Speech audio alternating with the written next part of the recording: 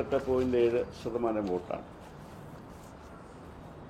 എന്നാൽ ഇന്ന് വോട്ടിൻ്റെ കണക്ക് നോക്കുമ്പോൾ മതനിരപേക്ഷതയ്ക്ക് അനുകൂലമായി 1,00,000-ലധികം വോട്ടർമാർ അവിടെ വോട്ട് ചെയ്തിട്ടുണ്ട് എന്നാണ് കാണാൻ കഴിയുന്നത്. മുൻപ് കഴിഞ്ഞ തെരഞ്ഞെടുപ്പിൽ ഞങ്ങൾക്ക് ലഭിച്ചതിനേക്കാൾ 1,00,000 വോട്ടർമാരധികം ഇടതുപക്ഷ ജനാധിപത്യ മുന്നണിക്ക് അനുകൂലമായി വോട്ട് ചെയ്തിട്ടുണ്ട്. 28% നിന്ന് കൃത്യമായ കണക്ക് എൻ്റെ കയ്യിലില്ലെങ്കിലും 36%-ലധികമായി 36-37% ഞങ്ങളുടെ വോട്ടിംഗ് സ്ട്രെങ്ത് LDFൻ്റേത് വർദ്ധിച്ചിട്ടുണ്ട്. ഇത് ഞങ്ങൾ ഉയർത്തിയ രാഷ്ട്രീയത്തിന് അനുകൂലമായിട്ടുള്ള ജനങ്ങളുടെ വിധിയെഴുത്തായിട്ടാണ് ഞങ്ങൾ കാണുന്നത്. എന്നാൽ അതേസമയം ഈ തിരഞ്ഞെടുപ്പ് സാമുദായിക ധ്രുവീകരണത്തിന് വഴിതെളിക്കും എന്ന് ഞങ്ങൾ പറഞ്ഞിരുന്നു. കഴിഞ്ഞ തിരഞ്ഞെടുപ്പിൽ 47,000 വോട്ടുകൾ നേടിയ 47,853 വോട്ടുകൾ നേടിയ SDPI, 29,216 വോട്ട് നേടിയ വെൽഫെയർ പാർട്ടി, ഇവരുടെയൊക്കെ ഈ തിരഞ്ഞെടുപ്പിൻ്റെ നിശബ്ദതയും തിരഞ്ഞെടുപ്പ് കാലത്തെ നിശബ്ദതയും അവസാനം മനസാക്ഷിക്കനുസരിച്ച് വോട്ട് ചെയ്യണം എന്ന് പറഞ്ഞതും ആ സാമുദായിക ധ്രുവീകരണം ശക്തിപ്പെടുത്തി എന്നാണ് തെളിയുന്നത്. എന്നാൽ BJP ഭൂരിപക്ഷ വോട്ടിൻ്റെ ഏകീകരണം ലക്ഷ്യമാക്കിയെങ്കിൽ LDFൻ്റെ ശക്തമായ പ്രചരണത്തിൻ്റെയും ക്യാമ്പയിൻ്റെയും ഫലമായി ഇഞ്ചുകൾ മാത്രമേ മുന്നോട്ട് പോകാൻ BJPക്ക് കഴിഞ്ഞുള്ളൂ.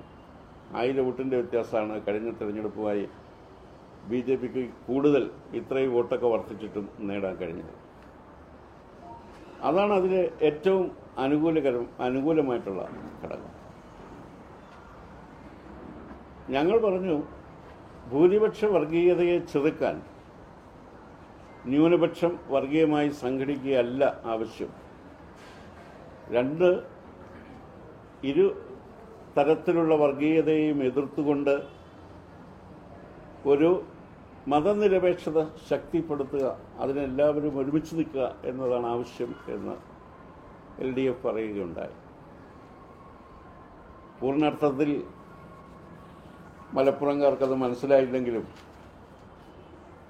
സമീപകാലത്ത് നടക്കുന്ന സംഭവങ്ങളുടെ അടിസ്ഥാനത്തിൽ അത് മനസ്സിലാകും എന്ന് തന്നെയാണ് ഞങ്ങളുടെയും പ്രതീക്ഷ. തിരഞ്ഞെടുപ്പ് അതിൻ്റെ വിശദമായ പരിശോധന നടത്തേണ്ടതുണ്ട്. ഈ തിരഞ്ഞെടുപ്പ് നൽകുന്ന പാഠങ്ങൾ ഉൾക്കൊണ്ടുകൊണ്ട് മതനിരപേക്ഷത ശക്തിപ്പെടുത്താനും ജനപക്ഷ നിലപാടുകളുമായി ഇടതുപക്ഷ ജനാധിപത്യ മുന്നണി മുന്നോട്ട് പോകാനും ശ്രമിക്കണം. അതിന് ശ്രമിക്കും എന്ന് തന്നെയാണ് ഈ അവസരത്തിൽ പറയാനുള്ളത്. ഏതായാലും ഇടതുപക്ഷ ജനാധിപത്യ മുന്നണിക്ക് കഴിഞ്ഞ തിരഞ്ഞെടുപ്പിനെ അപേക്ഷിച്ച് 36.77% അതിൻ്റെ വോട്ടിംഗ് നില മെച്ചപ്പെടുത്താൻ, മതനിരപേക്ഷതയോടൊപ്പം നിൽക്കാൻ പരിശ്രമിച്ച മലപ്പുറത്തെ വോട്ടർമാരെ പ്രത്യേകമായി അഭിവാദ്യം ചെയ്യാൻ ഈ അവസരം ഞാൻ ഉപയോഗിക്കുക. 51% നിന്ന് ഈ എല്ലാ ധ്രുവീകരണത്തിൻ്റെയും ഫലമായി 55% UDF അവരുടെ വോട്ട് വർദ്ധിച്ചിട്ടുണ്ട്. അത് വർദ്ധിക്കുമ്പോൾ ആ സമുദായ ധ്രുവീകരണം നമ്മുടെ രാജ്യത്തിന് നന്നാണോ ചീത്തയാണോ എന്ന് ഗൗരവപൂർവ്വം അവരും ആലോചിക്കും എന്ന് ഞാൻ പ്രതീക്ഷിക്കുന്നു. വിശദമായ പരിശോധനയും രാഷ്ട്രീയം സംഘടനാപരവുമായ പരിശോധന പൂർത്തിയായതിനു ശേഷം മാത്രമേ അതിനെ സംബന്ധിച്ച് നമുക്ക് അവസാനത്തെ അവസാന കാര്യങ്ങൾ വ്യക്തമാക്കാൻ കഴിയുക. മലപ്പുറത്തെ ജനാധിപത്യവാദികളായ വോട്ടർമാർക്ക് നന്ദി, തോറ്റാലും ജയിച്ചാലും നമ്മൾ നന്ദി രേഖപ്പെടുത്തണം. അവരുടെ ചിന്തയ്ക്കും മതനിരപേക്ഷതയ്ക്ക് വേണ്ടി ശക്തമായി നിൽക്കാൻ അവർ തീരുമാനിച്ചതിനും പ്രത്യേകമായി നന്ദി പറയാൻ ഈ അവസരം ഉപയോഗിക്കുന്നു.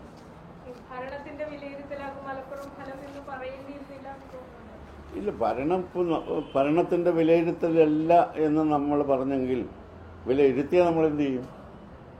അപ്പം നമുക്കൊരാളിനോട് ഇന്നതുപോലെ മാത്രമേ വോട്ട് ചെയ്യുന്നതിന് മുമ്പ് ചിന്തിക്കാൻ പാടുള്ളൂ എന്ന് പറയാൻ പറ്റുകയില്ല. ഞാനിത് അന്ന് അവിടെ പറഞ്ഞു, ഭരണത്തിന്റെ വിലയിരുത്തലാകാം, LDFന്റെ ഭരണത്തെക്കുറിച്ചാകാം, UDFന്റെ ഭരണവുമായിട്ടുള്ള 5 വർഷത്തെ ഭരണവുമായിട്ടുള്ള കമ്പാരിസണാകാം, NDAയുടെ സർക്കാരിന്റെ കേന്ദ്ര ഗവൺമെന്റിന്റെ നടപടികളുള്ള വിലയിരുത്തലാകാം. എല്ലാ തരത്തിലുമുള്ള രാഷ്ട്രീയ സാഹചര്യങ്ങൾ പരിഗണിച്ചതിന് ശേഷം മാത്രമാണ് ജനങ്ങൾ വോട്ട് ചെയ്യുന്നത്. അപ്പോൾ അതുകൊണ്ട് തിരഞ്ഞെടുപ്പ് വിധി എതിരായി എന്നതുകൊണ്ട് ആ ഒരു തരത്തിൽ മാത്രം അതിനെ വ്യാഖ്യാനിക്കേണ്ട കാര്യമില്ല.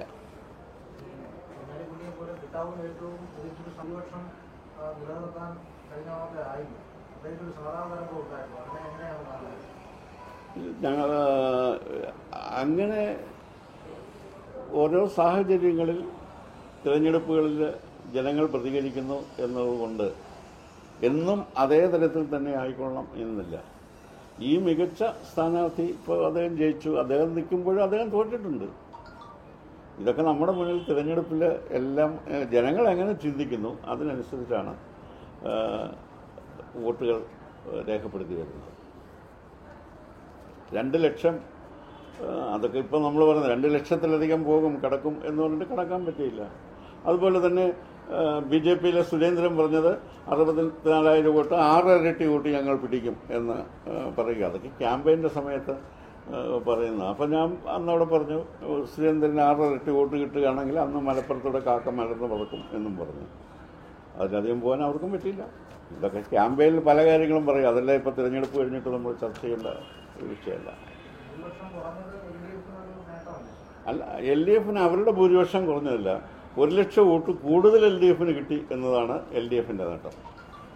അവരുടെ ഭൂരിപക്ഷം കുറഞ്ഞു എന്നതിനെ നമ്മൾ നെഗറ്റീവായിട്ട് അങ്ങനെ എടുക്കണ്ട.